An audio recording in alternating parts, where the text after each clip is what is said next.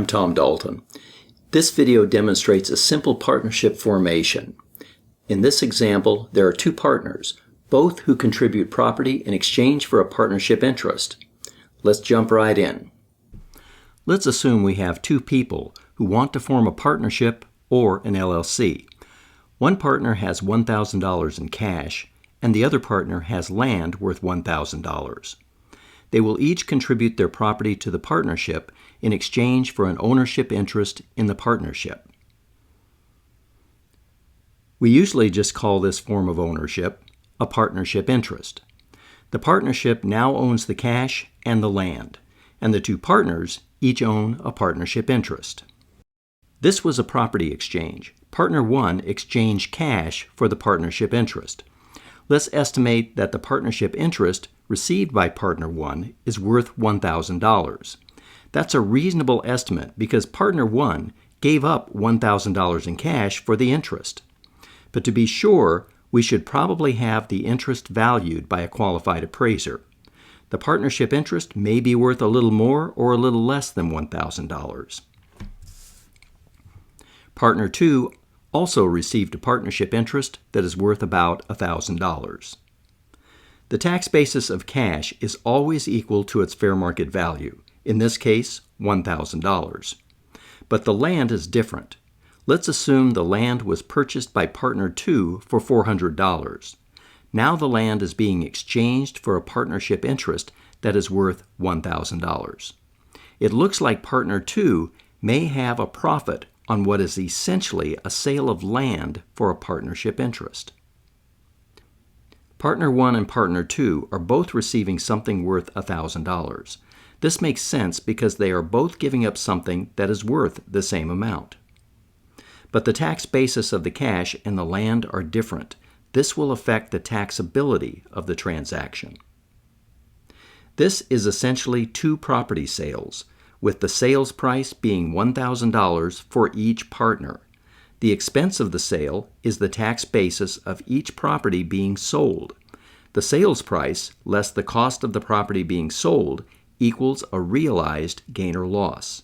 In this example, Partner 1 has zero gain or loss, but Partner 2 has a $600 realized gain.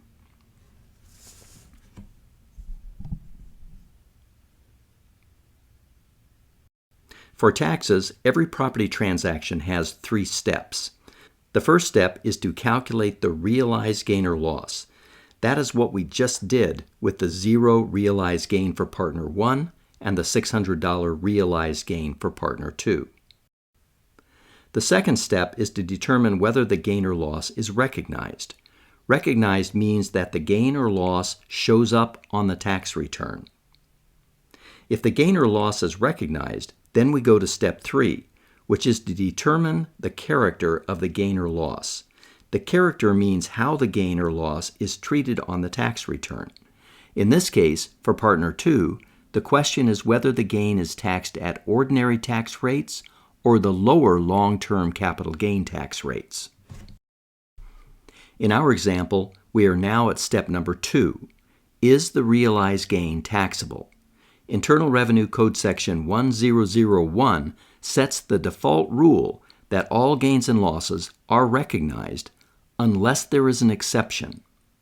As it turns out, there is an exception for contributions of property to a partnership in exchange for a partnership interest, Section 721. Section 721 states that there is no recognized gain or loss for contributions of property to a partnership in exchange for a partnership interest. So, Partner 2 is off the hook with a realized but not recognized gain. So what is each partner's tax basis in the partnership interest? That question is settled by Internal Revenue Code Section 722, which states that the partnership interest basis is equal to the tax basis contributed by the partner to the partnership. In our example, Partner 1 contributed tax basis of $1,000. Partner 2 contributed tax basis of $400. This is a simple example, and other things could complicate this calculation, such as liabilities. But here, Partner 1 has a tax basis of $1,000 and Partner 2 has a tax basis of $400 in their partnership interests. Don't confuse this with the partner's economic interest in the partnership.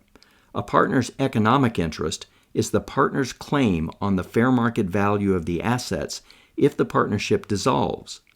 In our example, both partners contributed property valued at $1,000, so their economic interest is also $1,000. This leads to the idea that a partnership can have at least two different sets of books. One set is stated at tax basis, and the other set is stated at fair market value. This is an important concept in partnerships. Both sets are shown here for our example. Notice that in the tax basis set of books, each partner's capital account is equal to that partner's tax basis in the partnership interest. Also notice that in the fair market value set of books, each partner's capital account is equal to that partner's fair market value claim on the partnership assets. This is a constant theme in partnerships that cannot be overlooked. This is the first in a series of videos describing partnership formation. If you have any questions or comments, please feel free to send me an email. If you like this video and would like to see more, feel free to hit the subscribe button.